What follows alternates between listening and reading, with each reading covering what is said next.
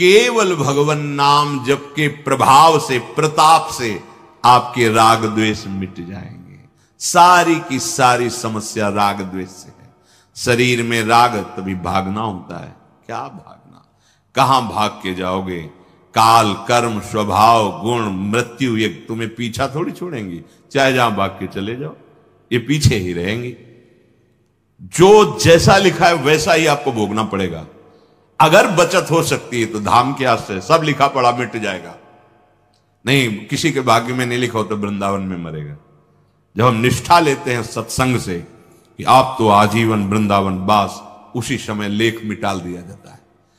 अगर लेख के अनुसार ही पूरा जीवन चले तो भगवत प्राप्ति किसी के भाग्य में नहीं। कुंडली जचवा लो, अच्छे जो ज्योतिषाचार्य हो कि क्या मेरे जीवन में लिखा है भगवत साक्षात्कार होगा? ये तो भगवान की कृपा से साधु समागम, और साधु समागम की कृपा से भजन में स्थिति, और भजन की कृपा से सब राग द्वेष शुभ अशुभ भस्म। अब नवीन भगवत पार्षद स्वरूप। ये भाग्य का विषय नहीं, ये कृपा का विषय है। भगवन नाम मात्र प्रतापाद। एक बहुत बड़े ज्योतिषाचार्य थे, तो उन्होंने अपने जीवन को विचारा कि मेरी मृत्यु कहां होगी? तो जल में मगरमच्छ से। अब उनके हृदय में भय लगा कि जल तो सरोवर, नदी सब जगह होता है, और कहां मगरमच्छ है कैसे पता चले? तो अपनी जमीन बेच दी, घर बेच दिया, और रेगिस्तान स्थान जहां बहुत ही जल का अभाव होता है, ऐसे स्थान में जाके जगह खरीदी, मकान लिया। और भारी ज्योतिषाचार्य थे। अब जब लोगों को पता चला कि इनकी ज्योतिष तो बड़े जोर के है, धीरे धीरे उनका यश राज दरबार में पहुंचा। बुलाए गए, बड़ी ज्योतिष की प्रवीणता देकर राजा ने उन्हें आचार्य पदवी पर विराजमान कर लिया। बड़ा सुख चैन से, आनंद से जीवन कटने लगा। राजा के पास आचार्य पदवी पे तो हर सुख सुविधा सब। राजा के संतान नहीं थी। जिस दिन से उनको आचार्य पदवी पे बैठाला गया, राजा के भाग्य खुल गए। रानी गर्भवती हुई, पुत्र हुआ। अब तो और महाराज का स्वागत कि जब से आचार्य पदवी पे बैठे, खुशहाल जीवन। 12 वर्ष में कुंभ पड़ता है, 6 वर्ष में अर्ध कुंभी पड़ती, 12 वर्ष में कुंभ पड़ा। योग माघ मकर तीर्थराज प्रयाग। उन्होंने ब्राह्मणों से कहा कि हमारी इच्छा है कि संगम में स्नान करके और संत महात्माओं की सेवा और ब्राह्मणों को दान, गौदान, अन्नदान, स्वर्णदान ये सब करें। अन्य ब्राह्मणों ने कहा महाराज ये तो आपके स्वभाव और सामर्थ्य के अनुकूल ही है, हम बिल्कुल राजी हैं। पर जो आचार्य पदवी में थे उन्होंने कहा नहीं, हम प्रयागराज नहीं जा सकते। उनका क्यों नहीं जा सकते? आप हमारे आचार्य हैं। उनका नहीं जा सकते, हम नहीं जाएंगे। तो राजा का एक स्वभाव होता है, 1-2 बार के बाद फिर अपने आप नजर में उसके पद का प्रभाव जागृत हो जाएगा। तो उनका आपको तो जाना ही पड़ेगा। क्या बात है आप नहीं जाने की बात कर रहे हो? तो उन्होंने कहा महाराज अब आपसे छुपाओ नहीं, मैं ज्योतिषाचार्य हूं, आप जानते हो, और हमने अपनी कुंडली स्वयं बनाई है, और मेरी मगरमच्छ से मृत्यु है जल में, इसलिए मैं नहीं जाऊंगा प्रयाग। अच्छा तो ये बात है। लड़के ने कहा 12 वर्ष का कि अगर आचार्य नहीं जाएंगे तो मैं भी नहीं जाऊंगा। उनका तेरे को ही लेकर तो सब दान पुण्य करना है। उनसे कहा देखो गंगा में ऐसे जाल डलवा देंगे और सैनिक हमारे अस्त्र लिए तैनात रहेंगे, इधर यमुना में डलवा देंगे, पूरा त्रिवेणी जाल से छनवा देंगे, हर जीव को निकालकर साइड में कर देंगे। आप बिल्कुल निश्चिंत रहिए, आप चलिए और आप गंगा स्नान कीजिए, संगम स्नान कीजिए, कोई भी जीव आपको छू नहीं सकता। राजा है उनके पास तो सब साधन। जब वहां गए तो प्रातः स्नान के लिए राजा, रानी, राजकुमार, ब्राह्मण लोग मंत्रोच्चारण, पंडित जिन का बाहर से हम कर सकते हैं सब। राजकुमार ने कहा हम बच्चे होकर के यहां खड़े, आप इतने जल में तो आकर संकल्प दिलाइए। सब ब्राह्मणों ने कहा देखो आप आचार्य हो, आपको तो, बोले हम अंदर प्रवेश, बोले आप क्या, देखो जाल पड़ा हुआ है, सब छान लिया गया है। इतने में अंदर गए तो वो जो लड़का था ना वो अंतर ध्यान हो गया, वो मगरमच्छ बनकर पंडित जी को लील के चला गया, काल ही पुत्र बनकर गया, खा के चला गया राजकुमार बन। आप क्या काल पर विजय प्राप्त कर सकते हैं, मृत्यु पर विजय प्राप्त कर सकते हैं, चाहे जितना। ये धाम नाम ये सामर्थ्यशाली हैं, ये आपको बचा लेंगे। इनके बचाने का स्वरूप क्या है? जब भगवान शुकदेव जी पधारे, परीक्षित जी आमरण अनशन व्रत लिए हुए हैं, और जब पता चला कि 7 दिन में भयंकर विषधारी तक्षक नाक काटेगा और मृत्यु हो जाएगी, 7 दिन तक भगवत चर्चा सुनाई और फिर पूछा, बेटा परीक्षित तुम्हें तक्षक से कोई भय है? बोले गुरुदेव करोड़ों मृत्यु एक साथ यदि प्रहार करें तो आपकी कृपा से कोई भय नहीं। ब्रह्मस्वरूप बेटा परीक्षित तो तुम निर्भय हो, गुरुदेव आपकी कृपा से स्वरूप बोध हो गया, अब देह का कोई भी छूटने का भय नहीं। ये स्थिति हुआ। सारी व्यवस्था जन्मेजय जी ने कर दी थी, कीड़ा भी नहीं प्रवेश कर सकता। एक विशाल खम्भ, उसके ऊपर महल, कहीं कोई सीढ़ी नहीं, आसपास मंत्रों से घेरा बना हुआ है। बड़े बड़े विद्वान जो उस बात के सर्प विष उतारने वाले, सर्प को स्तंभित कर देने वाले उस समय मंत्रवेत्ता, कोई भी कीड़ा प्रवेश नहीं कर सकता। जन्मेजय जी ने पूरी व्यवस्था कर रखी। तक्षक विचार कर रहा था कैसे जाऊं। इतने में देखा एक ब्राह्मण बहुत शीघ्रगामी जा रहे, बोले कहां जा रहे हो? काश्यप नाम था। वह सुना है परीक्षित जी को सर्प डसेगा तो मैं जिलाऊंगा। बोले इतना तुम्हें मंत्र बल में अहम है, तुम तक्षक के काटे हुए को जिला सकते हो? बोले अवश्य। बोले मैं ही तक्षक हूं। एक वृक्ष उसमें लकड़ारा काट रहा था, लकड़ी वृक्ष की जड़ में फण मारा तो पूरी आग लग गई, राख हो गया। कमंडल से जल लिया, मंत्र पढ़ा, मारा तो पूरा नवीन हरा वृक्ष और लकड़ारा वैसे जीवित। तो उनका तुम्हें जो चाहिए ले लो, इसी के नीचे धन गड़ा हुआ है, तुम भेंट ही तो लेना चाहते हो, आगे बढ़ा। जो कुछ फल पुष्प ऋषिजन ले जा रहे थे भेंट देने के लिए, उन्हीं में इतना सूक्ष्म कि दिखाई ही न दे। बन बस ये भी परीक्षित जी के हाथ में रखा है, विशाल तक्षक रूप होगा। कोई टाल सका है क्या? श्री सुखदेव मुनि ने शरीर राग रहित करके स्वरूप में स्थित कर दिया। बस जैसे पुराना वस्त्र त्यागने में कोई कष्ट नहीं होता, ऐसे ही महाभागवत जनों को शरीर त्यागने में कोई कष्ट नहीं होता। राग का नाश होना ही सर्व साधनों का फल है। पर वो कैसे नाश होता है? भगवन नाम मात्र प्रतापाद। बस यही विश्राम भूमि है। हर समय राधा राधा राधा राधा राधा, ये तर्क वितर्क छोड़ो, क्यों में छोड़ो, पान करो राधा नाम सुधारसम, फिर आपको खुद अनुभव में आएगा। अभी तो प्राण पोषण देह भाव में ही लगा हुआ है। समर्पण किसका हुआ? मन का कि तन का कि भाव का कि संबंध का? नाटक करते हो तो भागना ही पड़ेगा। अगर जीवन समर्पित है तो तन समर्पित, मन समर्पित, प्राण समर्पित, संबंध समर्पित, सर्वस्वाश्रित। तो शब्द आगे लिखा है पोषण व्रत।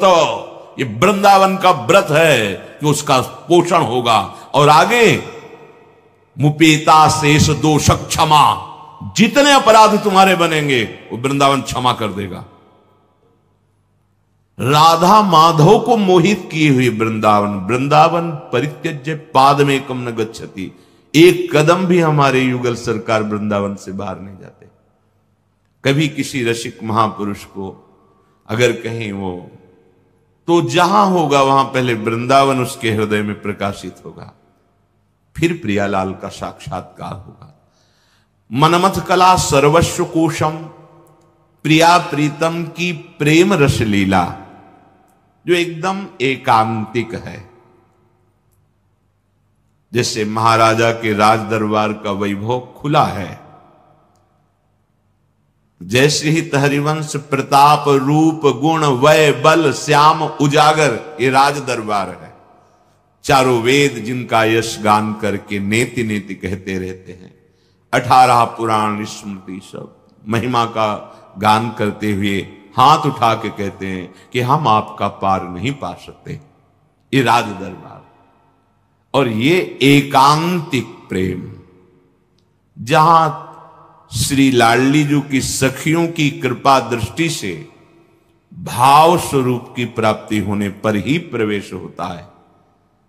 जिन गोपीजनों की अद्भुत प्रेम महिमा आचार्यों ने गाई है, तिन गोपिन ते दुर्लभ माई नित्य विहार सहज सुखदाई। श्रीपति दुर्लभ, श्रीपति के लिए भी कह दिया, शिव श्रीपति यद्यपि ललचाही मन प्रवेश थे। ये एकांतिक प्रियाजू का महल है। राधा माधव मुग्ध, कितनी सामर्थ्य वृंदावन की है। प्रिया प्रीतम को मुग्ध किए हुए हैं।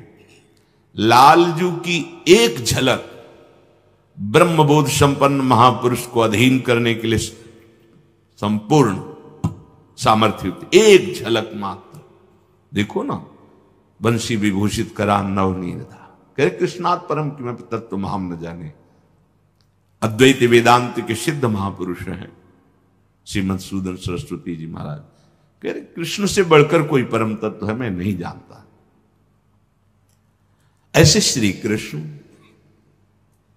हमारी प्यारी जू के प्रेम के अधीन है। ऐसे प्यारी जू और प्यारे जू को वृंदावन अपने अधीन किए हुए हैं। ऐसे वृंदावन ने हमें स्वीकार किया है। अगर सत्संग सुनकर तुम्हें थोड़ा भी भाव आ रहा हो तो किसी भी विपत्ति में किसी का सहारा मत लेना, एकमात्र प्रभु का भरोसा रखना। अगर विपत्ति संपत्ति में न बदल जाए तो हमें बताना, और अगर किसी का सहारा लिया तो बनती हुई बात बिगड़ती चली जाएगी, ये पक्का समझ लेना। आपको लगेगा कि उनका फोन नंबर कर दें तो एक फोन में सारी बात संभल जाएगी, नहीं भाई, ये लोकवत थोड़ा संभलता नजर आएगा, लेकिन वो बात बिगड़ जाएगी जिससे सारी बात बननी नहीं। बने तो रघुबर ते बने, बिगड़े तो भरपूर, बिगड़ जाने दो। क्यों? इतनी बिगड़ जाएगी तो संभलेगी कैसे? वो बिगड़ते बिगड़ते अंतिम स्टेज पर ऐसा संभाल देगा जितनी संभली थी उससे 1000 गुना बढ़ के। वो बड़ा महामहिम है। अर्थार्थी जो केवल भगवान से अर्थ चाहता है, ठीक है, हमें धन चाहिए तो भगवान श्री हरि का आश्रय ले, जो चाहिए आप मान लीजिए, पर गलत आचरण कर रहे हो इसलिए आपके ऊपर प्रभाव नहीं पड़ रहा। हमारी बात हाथ जोड़कर हम प्रार्थना करें, मान लीजिए सब कामनाओं से पीड़ित है, सबकी कामनाएं पूर्ण हो जाएंगी। जो इच्छा करी हो मन माही, प्रभु प्रसाद कछ दुर्लभ नाही। परमांस खाना छोड़ो, शराब पीना छोड़ो, पराई बहन बेटियों के साथ गंदी दृष्टि करना बंद करो, ये गंदे आचरण बंद करो, राधा राधा बोलो, ना पूर्ण हो जाए तुम्हें बताना। मनमानी आचरण करते हो, गंदे पापाचरण करते हो, फिर कहते हो कि हमें कुछ दिन राधा नाम जपते हुए अभी लाभ नहीं मिला। लाभ कैसे मिले? आप नीचे से तो ऐसे असाधन कर रहे हो, पापाचरण कर रहे हो, प्रभु की आज्ञा का उल्लंघन करोगे तो कैसे प्रभु प्रसन्न हो जाएंगे तुम पे? हमें किसी से अपना काम बनाना होता है ना, तो उसकी रुचि के अनुसार चलना होता है। एक साधारण व्यवहार की बात करें, हमें आपसे काम बनाना है तो हमें आपकी रुचि की देखनी पड़ेगी, और आपकी रुचि के अनुसार चलना पड़ेगा। आपकी भावना में हमारी कदर बने तब हमारी बात बनेगी। तो हमारे प्रभु तो पहले ही कहते हैं तुमसे कि ममई वांस तू मेरा है, पर प्रभु की आज्ञा है शास्त्र के अनुसार चलो, जो मैं बोल रहा हूं वैसे ही चलो। ऐसा चलोगे तो तुम्हें धन मांगना ही नहीं पड़ेगा। आपको मजाक लगता है सब कथाएं सुनकर, अगर विश्वास हो तो तुम्हें मजाक न लगे, ऐसा तुम्हारे जीवन में भी हो जाए। नरसिंह मेहता जी के पास उनकी बेटी के यहां भात भरने के लिए जब चर्चा चली तो अभी लगा कि अगर यहां निमंत्रण नहीं भेजेंगे तो बहू को दुख होगा, और निमंत्रण भेजते हैं तो बेइज्जती की बात होगी, क्योंकि सब बाबा जी आएंगे फटे पुराने कपड़े, मंजीरा और करताल लिए, हरि नाम कृष्ण नाम गोविंद नाम कीर्तन करने वाला। अब यहाँ वीआईपी लोगों के बीच में और लोग पूछेंगे कौन है, तो कहेंगे समधी, बेइज्जती महसूस होगी। धनाभिमानियों को ये रहता है कि ये तो भिखारी हैं, बाबा जी हैं, इनके सामने क्या बेइज्जती नहीं। तो बोले इतना लिख दो क्यों आएंगे ही नहीं, इतना पर्चा में भात का सामग्री लिख दो क्यों आएंगे ही नहीं। ये बात जब कि निमंत्रण भी हो जाएगा और नहीं आए, बेटी भी जो बहू है वो भी नाराज नहीं होगी, भाई निमंत्रण तो गया है, पूरा लिख दिया। नरसिंह मेहता जी के पास पत्र गया, उन्होंने देखा, जाके ठाकुर जी के चरण महाराज, क्योंकि भगवान के सिवा कोई आश्रय है नहीं। तैयारी की गाड़ी में, तो अब वहां 10-5 तो संत महात्मा कीर्तन, पूरी मंडली भगवत कीर्तन कर गाड़ी में बैठ के, अब नरसिंह जी के सिवा उनका कोई था नहीं, नरसिंह जी की हरि आश्रय। अब जहां नरसिंह जी वहीं मान लो अपने लोग चलेंगे तो पूरे चलेंगे, जहां चलेंगे अब कीर्तन करते हुए।